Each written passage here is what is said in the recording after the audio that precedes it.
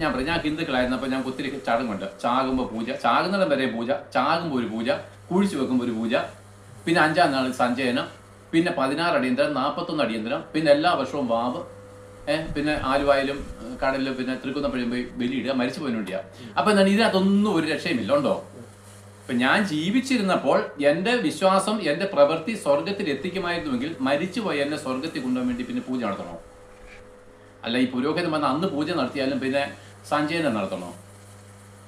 ഉറപ്പില്ല. അതുകൊണ്ട് 41 അടിയന്തരം വെക്കുന്നത്. ഇതെല്ലാം ഈ പൂജകളും കർമ്മങ്ങളും ആചാരങ്ങളും എല്ലാം എന്താണ്, ഈ ഹിന്ദുക്കൾ പറയുന്നത് മോക്ഷപ്രാപ്തി.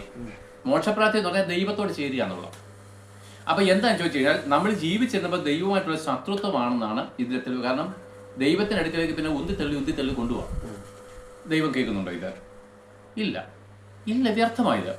ഇപ്പം നിങ്ങൾ ക്രിസ്ത്യാനികളെ സംബന്ധിച്ചോളം നമുക്കറിയാം, മരിക്കുമ്പോൾ എന്താണ് ഒരു പ്രാർത്ഥന, എന്താ സ്വർഗത്തിൽ. ആ പ്രാർത്ഥന എനിക്കറിയത്തില്ല, നിങ്ങൾക്കറിയാം. എന്താണ്, ഈ തൂപ്പക്കുറ്റിയൊക്കെ വീഴ്ചിട്ട് ഇവന്റെ ആത്മാവിനെ സ്വർഗത്തിലോട്ട് വിടുക. ഉറപ്പില്ലല്ലോ.